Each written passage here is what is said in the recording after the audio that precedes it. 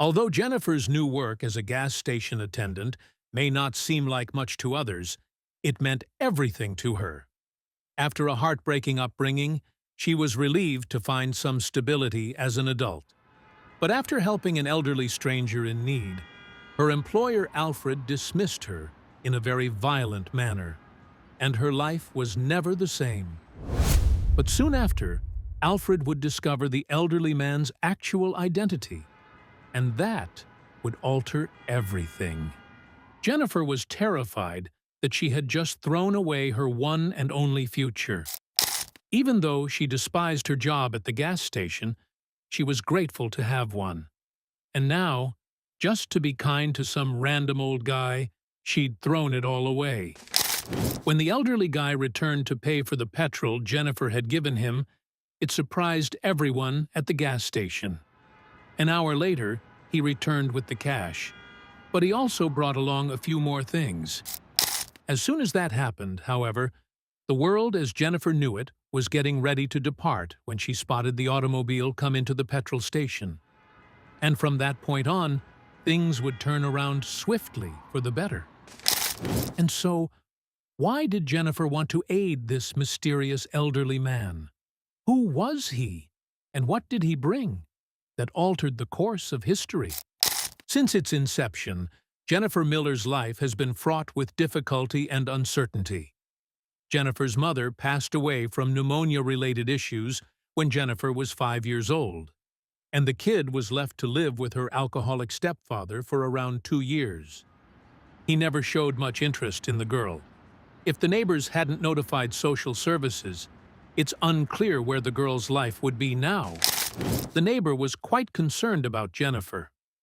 Without hesitating, he dialed 911 and asked for assistance from social services. As fate would have it, they took her call seriously and arrived shortly afterwards to have a look at the problem for themselves. The social worker had been taken aback by the dire circumstances in which they discovered poor Jennifer. They were all aware that she needed to go right away. A youngster should not be subjected to this kind of atmosphere while developing. The social workers were obviously very affected by the terrified young child. She regarded them with the helpless expression of a prey animal trapped in a snare. At the same time, Jennifer's stepfather was too inebriated to communicate with the authorities.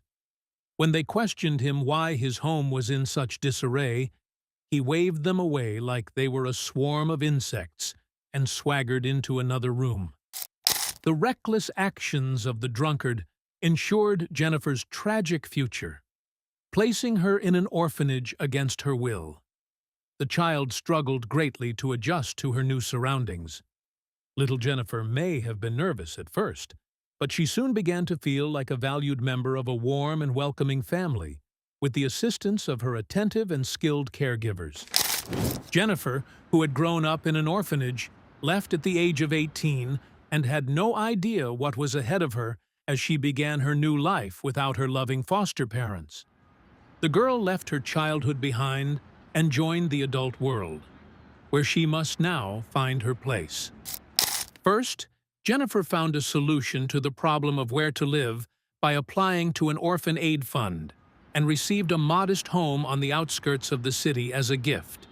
The area she found herself in was not exactly secure, but the young lady had nowhere else to go. She took life's challenges in stride, learning humility from them. As a result of Jennifer's newfound independence, she could begin actively seeking employment. Jennifer had not been able to complete her schooling because of the difficulties she had had as a youngster. Nevertheless, she was still adamant about her quest to get a position she loved. In reality, it was far more challenging than she had anticipated. She called potential employers several times in the hopes that one would be willing to hire a bright, energetic, and industrious woman. She was never accepted, however, since she never quite fit the bill.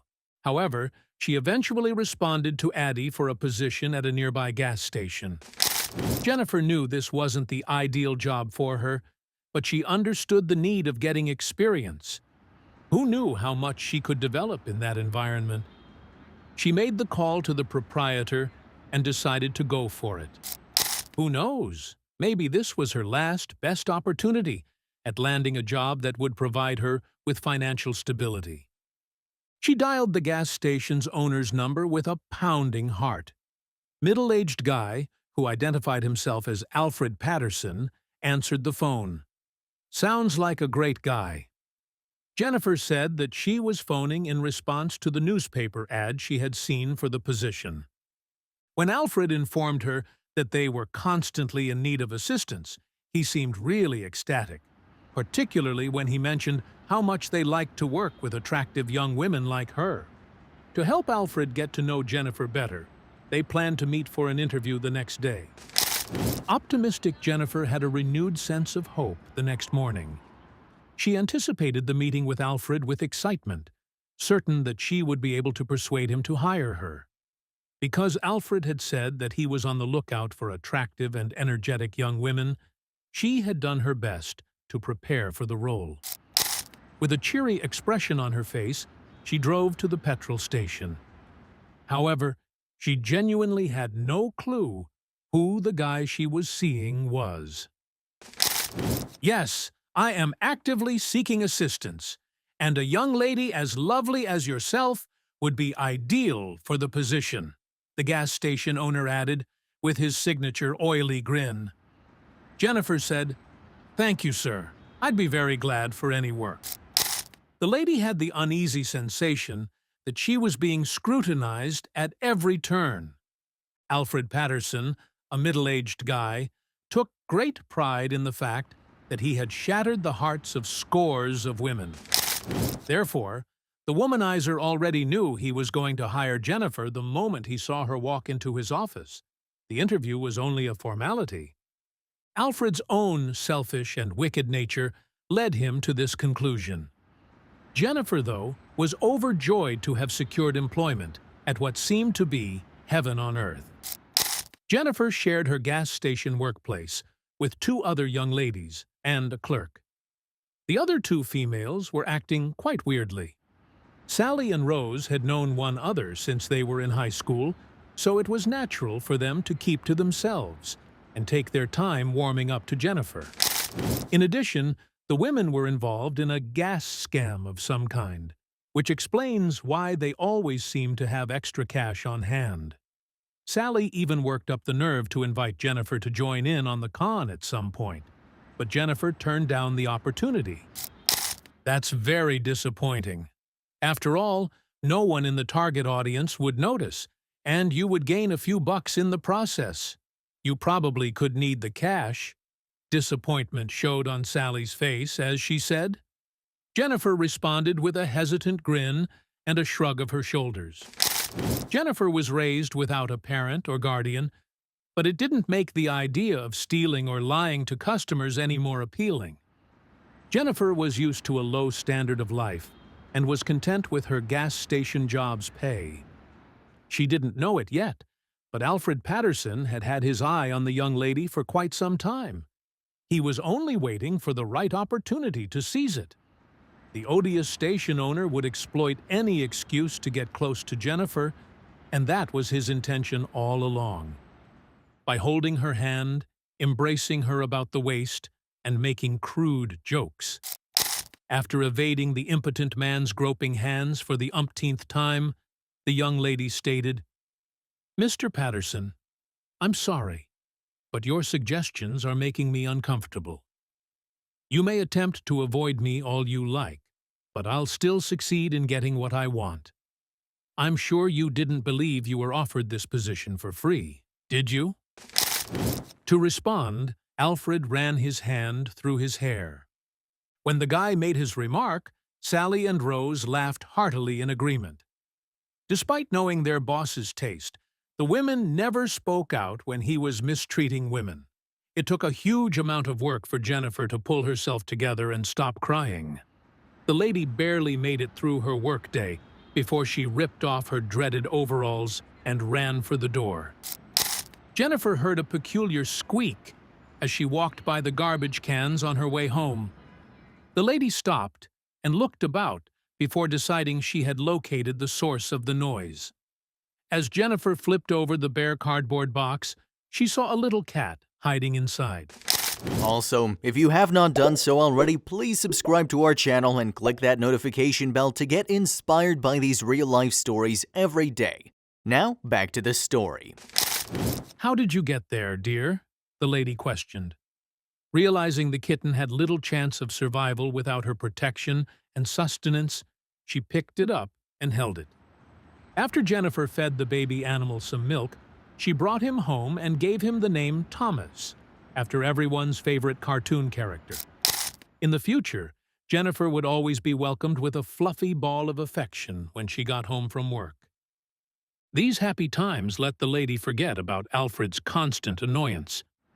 There was never a bad day at work for Jennifer, since Thomas was always there to welcome her home. She was thrilled that a cat had crossed her path, since it appeared to instinctively know just what she needed.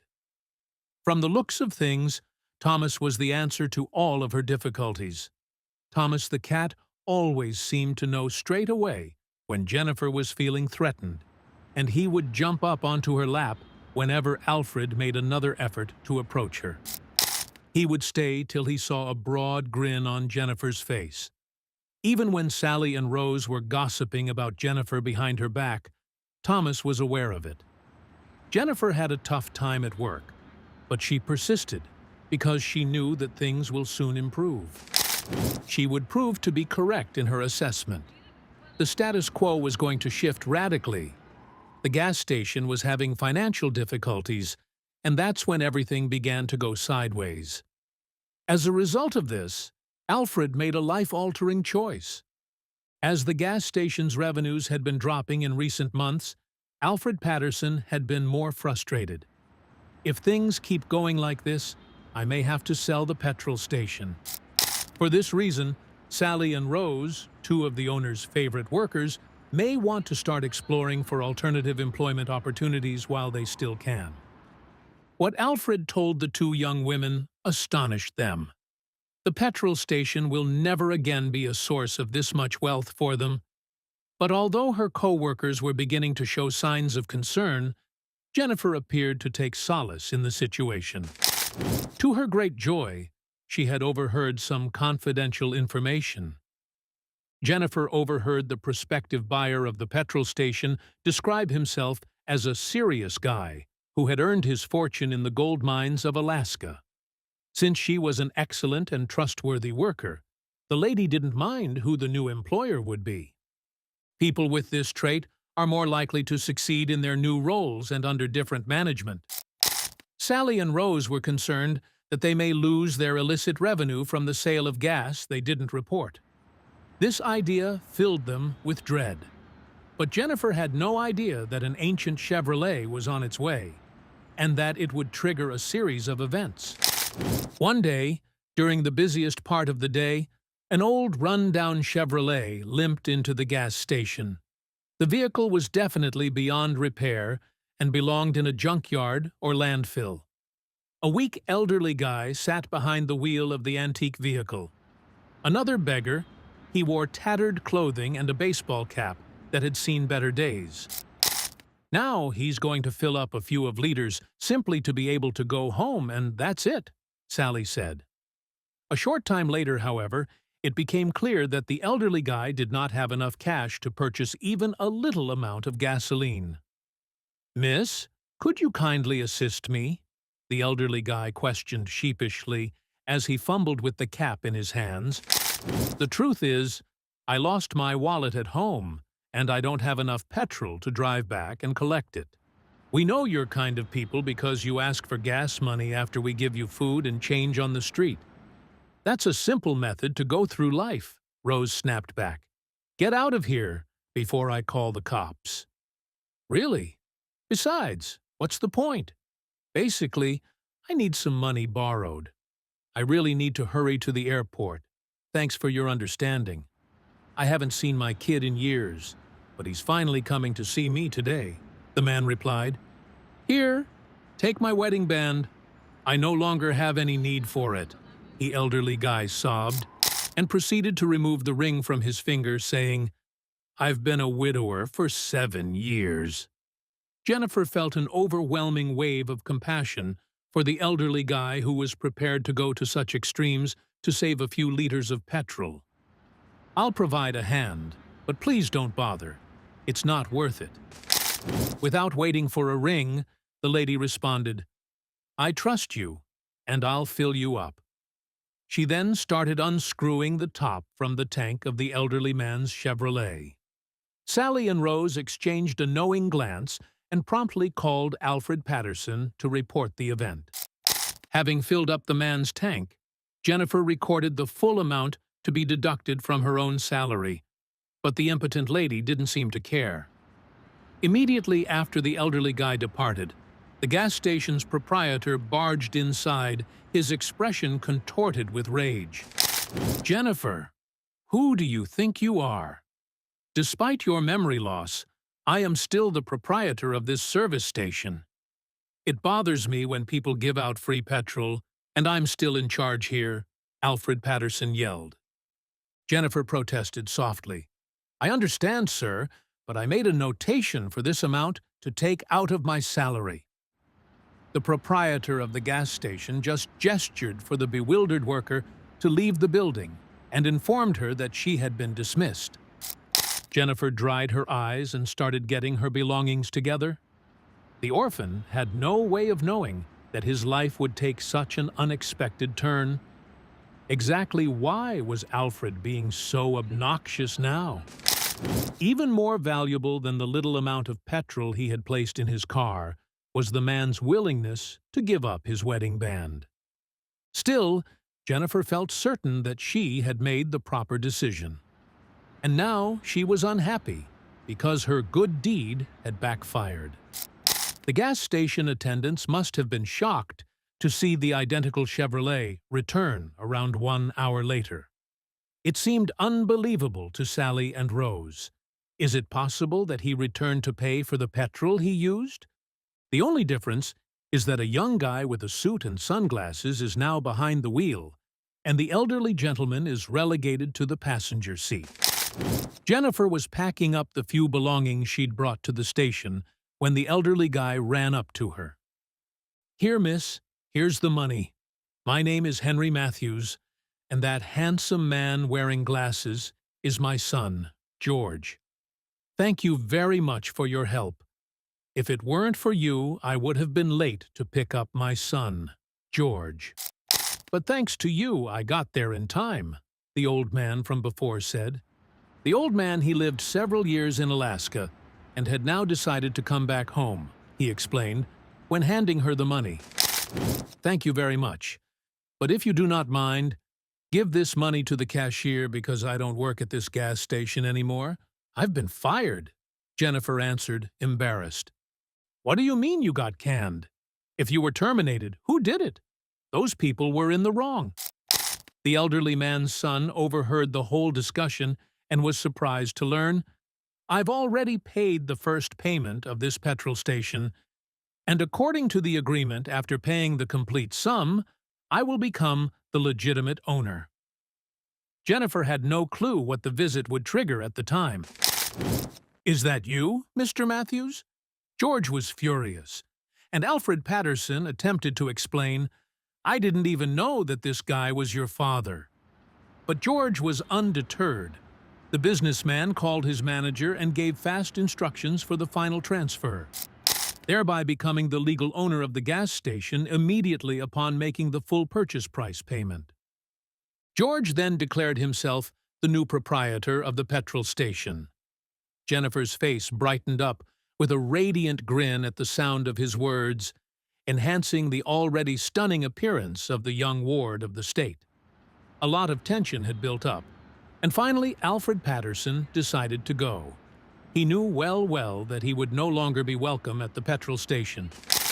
George's decision to terminate Alfred set in motion a number of other staff shifts. In fact, George began commending them for their exemplary conduct and efforts. In addition, he was keeping tabs on anybody he believed may be an asset to the business. Even though he had his reservations about Sally and Rose, he had great plans concerning Jennifer. Despite the absence of their patron, a month passed quickly. Once Sally and Rose realized they would no longer get away with their small thievery, they stopped trying to pull their con. But the new owner's adjustments came as the biggest shock to Jennifer. He promoted her to oversee all of his citywide service stations. In addition, George's dad, Henry Matthews, often pays the lady a visit and won't allow anyone else drive his Chevy. The grandfather thinks of Jennifer as a daughter and secretly hopes that she would eventually start dating his son George. In response to his recommendations, the lady invariably flushes deeply and grins tepidly. As a result, Mr. Matthews has hope that his ambitions may be realized. This is an imaginary narrative written for literary purposes. Both the characters and the events are works of fiction.